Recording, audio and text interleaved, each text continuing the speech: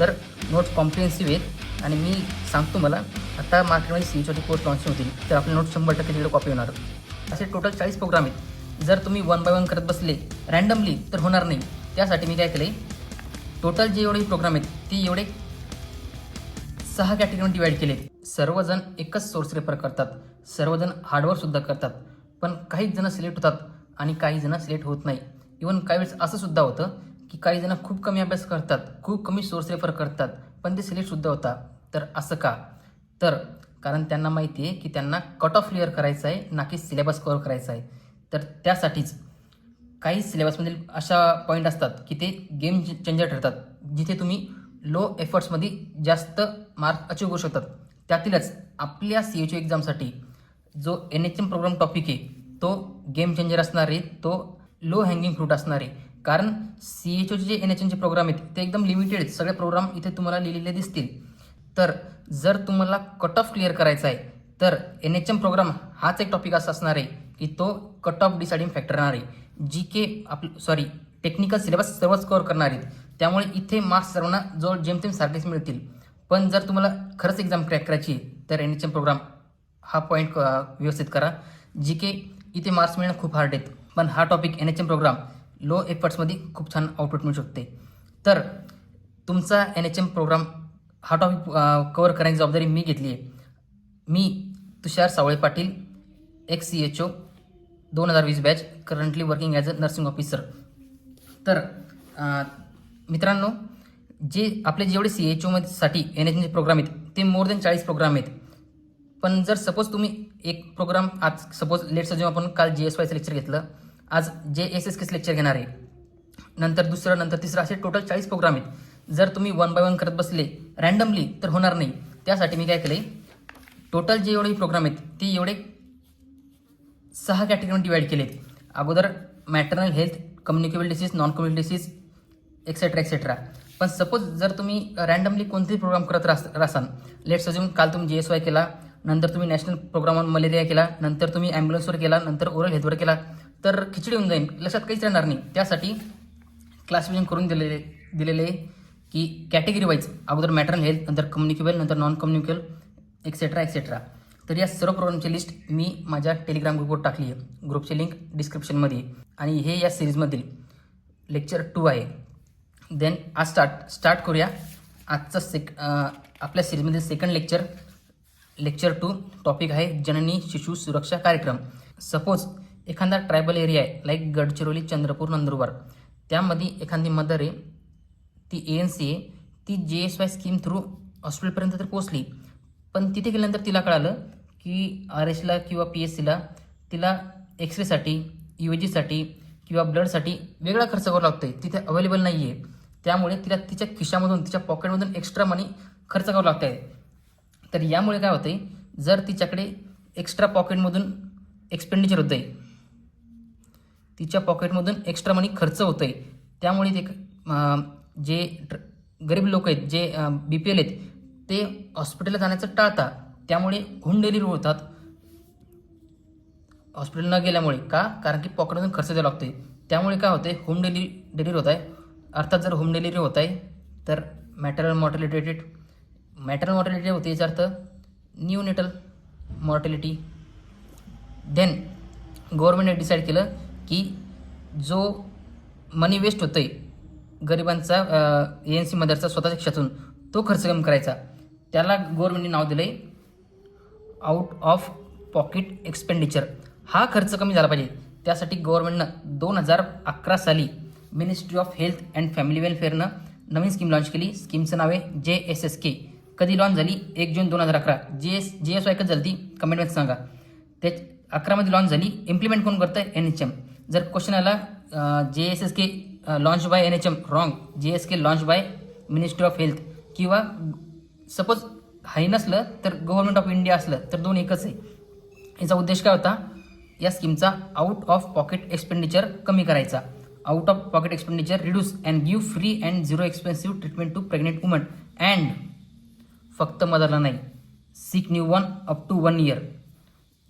M काले स्कीमचं की आणि या स्कीमची गरज का पडली?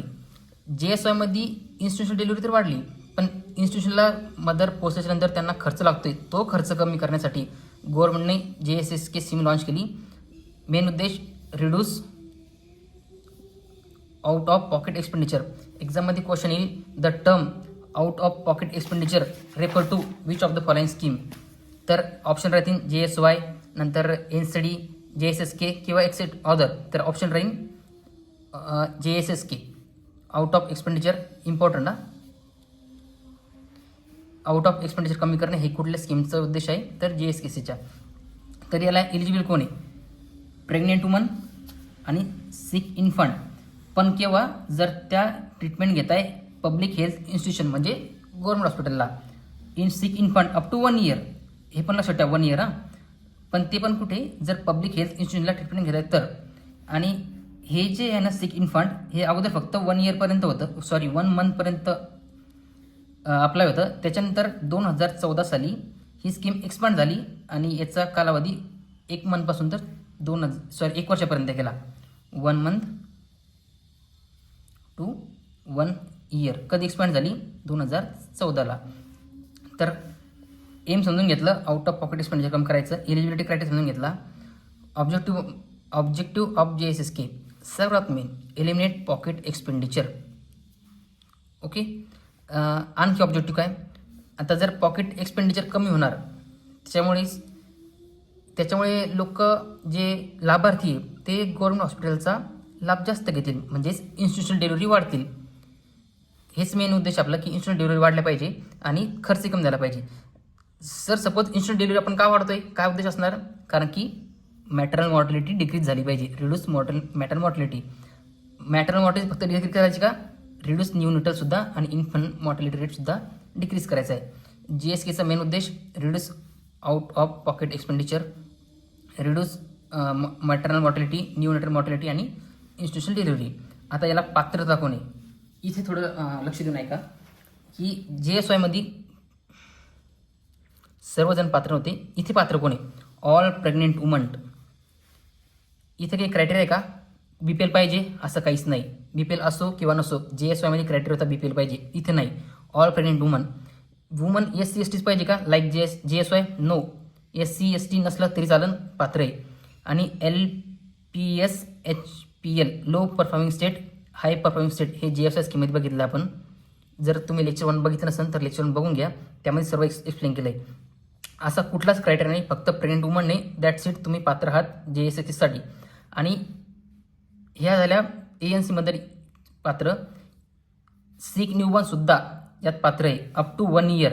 आणि this change happen in 2014. Important ना, की अगोदर फक्त न्यूनिटलसाठीच स्कीम होती, आता 1 yearपर्यंत केली, इन्फंटसाठी केली आहे. तर मित्रांनो लेक्चर 1 अगोदर बघून घ्या. आणि ही स्कीम बघा तुम्ही, JSYला सोबत लिंक आहे JSSK. JSY काय करतं, इन्स्टिट्यूशनल डिलिव्हरी वाढतं. JSSK इन्स्टिट्यूशनल डिलिव्हरी तर वाढतंच, पण त्याच्यानंतरचा खर्चसुद्धा टाळण्याचा प्रयत्न करते. याचा मेन कन्सेप्ट काय, free and cashless care plus 0 OOPE. OOPEचा लॉंग फॉर्म आता कमेंटमध्ये सांगा, रिकॉल करा, व्हॉट इज दिस OOPE. आपण इथं स्कीम एवढीच होती. एक सांगू इच्छितो मित्रांनो, तुम्हाला कॉन्टेंट जर कमी वाटत असेल तर मी सांगतो, मार्केटमध्ये जेवढे बुक्स अवेलेबल आहेत, मी एक बुकचा रेफर घेतला आहे. त्या बुकमध्ये या स्कीमबद्दल होतं 6 लाईन होत्या एक पॅसेजचा. आणि त्या पॅसेज फक्त 2च गोष्टी निघत होत्या, एक लॉन्च कधी झाली आणि तिचा एम काय, ह्या 2च गोष्टी मला त्या बुकमधून मिळाल्या. पण मी ज्या नोट्स प्रोव्हाइड करतो आहे तुम्हाला सांगतो, सपोज तुम्ही ए बुक रेफर केलं, त्यात जो कॉन्टेंट आहे, परत तुम्ही सपोज जर कोणी ए बुक रेफर केलं त्यात जो कॉन्टेंट आहे, एका दुसऱ्या माणसाने बी बुक रेफर केलं त्यात जो कॉन्टेंट आहे, आणि हा जो मी देतो आहे तुम्हाला या बुकमधला कॉन्टेंटसुद्धा या आपल्या नोट्समध्ये मिळतील, बी बुकमधला सुद्धा मिळेल. आणि एक्स्ट्रा माझ्या साईडचे काही पॉईंट्स राहतील. तर जर तुम्ही एखादं बुक्स वाचताय त्यातले पॉईंट तर इथे असतीलच, पण इथले पॉईंट तिकडे असतील याची शाश्वती मी नाही घेऊ शकत. आणि सपोज एवढं करून जर या कॉन्टेंटमधून क्वेश्चन जर नाही आले तर मित्रांनो, जे बुक तुम्ही रेफर करणार होते त्यातून पण तो क्वेश्चन असणारच आहे, या असो की या असो. पण जर माझ्या या नोट्समधून क्वेश्चन आले तर तो सॉल्व होणारच. आणि सपोज या बुक्समधून क्वेश्चन आले तरी तो आपल्या बुक्समधून सॉल्व होणार. पण या नोटच्या बाहेरचा क्वेश्चन जर आला एखादा तर तो ना आपल्या नोट्समधून सॉल्व होणार, ना तुम्ही जे मार्केटमध्ये बुक्स अवेलेबल त्यातून सॉल्व होणार. तर नोट्स कॉम्प्रिहेन्सिव्ह आहेत आणि मी सांगतो मला आता मार्केटमध्ये सी यूसाठी कोर्स लॉन्च होतील तर आपले नोट्स 100% तिकडे कॉपी होणार. Okay, then let's revise again. Launch कधी झाली 1 जून 2011. JSY कधी लॉन्च झाली ती 2005. याचं एक्सपान्शन कधी झालं 2014 साली. JSYचं एक्सपान्शन झालेलं नाही आहे. इलिजिबिलिटी क्रायटेरिया तुम्ही जी सर्व्हिस आहे ती पब्लिक हेल्थ इन्स्टिट्यूशनमध्ये घेतली पाहिजे. इम्पॉर्टंट ना. याला no BPL, no SC, ST restriction नाही आहे लाईक JSY.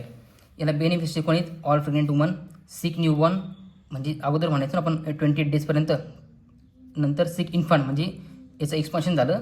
आणि JSSK फक्त ANC नाही तर PNC कॉम्प्लिकेशनवर सुद्धा जो हा बेनिफिट तो देते. हे एक्सपान्शन कधी झालं 2014 साली झालं. अगोदर मूळ स्कीममध्ये नव्हतं. आणि कोर कन्सेप्ट काय? Free and cashless care plus 0 OOPE. ठीक आहे. आणि मित्रांनो, जर तुम्ही आता व्हिडिओ शेवटपर्यंत बघत असाल तर तुम्ही सिरियस आहात तुमच्या प्रिपरेशनसाठी, तर तुम्हाला आता focus reward to only my serious aspirant. हे बघा, एक सांगतो तुम्हाला, स्टे करा व्हिडिओमध्ये. अगोदर बेनिफिट ऑफ अंडर JSSK तर इन्स्टंट डिलिव्हरीचे हे बेनिफिट आहे. Free delivery, caesarean section free drugs, free diagnosis centre. आता मला सांगा, तुम्ही एवढं सर्व पाठ करत बसणार आहे का? आणि करत बसल्या तरी आठवणार आहेत का एक्झाममध्ये? 40 स्कीम आहेत, काय काय लक्षात ठेवणार? तर सांगतो, हा तुमचा फोकस रिवॉर्ड आहे. सिक न्यूबॉर्नसाठी काय बेनिफिट आहे? Free treatment, free drug, free diet during stay, free transportation. सर्व पाठ राहणार का? नाही. तर एक ट्रिक सांगतो मित्रांनो तुम्हाला. ही ट्रिक मी नंबर ऑफ एक्झाम दिल्या UPSCमध्ये. ही ट्रिक मी कितीतरी वेळाच वापरली आहे. आणि तुम्ही फक्त CUच्यासाठी नाही, ही ट्रिक तुम्हाला लाईफ टाईम लक्षात राहील. तर ट्रिक अशी आहे, आणि मी जेव्हा ही ट्रिक वापर केली तर 90% माझा क्वेश्चन चुकत नाही कधी. आणि ही ट्रिक अशा क्वेश्चन अप्लाय होती की जे क्वेश्चन तुम्ही कधी वाचलेसुद्धा नाही ते सुद्धा तुम्ही बनवू शकता. तर अशी ही आता, आणि ही जी गोष्ट आता सांगतोय स्ट्रॅटेजी एक्झाम हॉलमधली, तुम्हाला हे क्लास कुठे सांगणार सुद्धा नाही की how to track that question की जे आउट ऑफ सिलेबस काही माहिती नाही. तर आणि अदर एक्झामसाठी सुद्धा अप्लाय करा. तर ट्रिक आहे,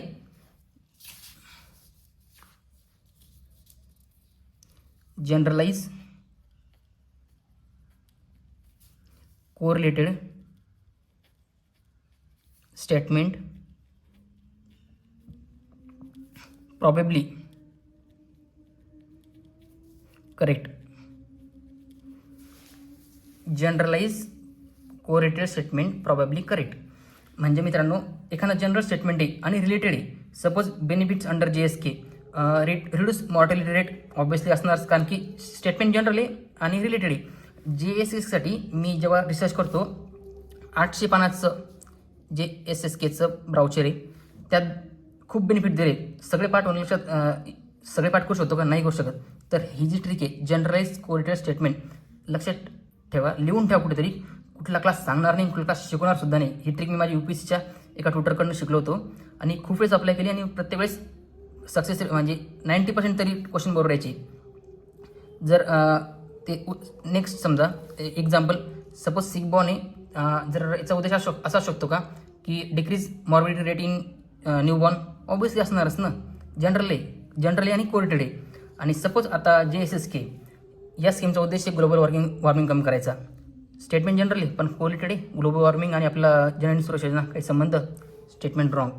म्हणजे हे पण generalise correlated statement is correct आणि generalise opposite statement is wrong असंही म्हणू शकतो. स्ट्रिक लक्षात ठेवा, खूप एक्झाममध्ये काम पडेल तुम्हाला. फक्त CUची एक्झाम देणार तुम्ही नाही. इथून पुढे NOSE, DMER, DHS किंवा MPC तर खूप वेळेस लागू होती. UPSC मी खूप वेळेस ट्राय केलं आहे. तर हा तुमचा फोकस रिवॉर्ड होता.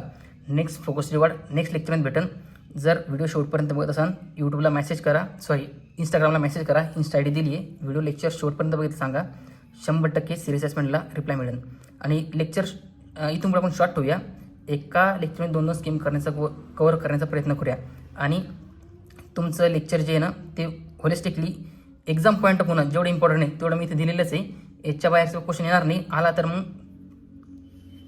कुठल्या बुकून आणखी सॉल्व्ह होणार सुद्धा नाही.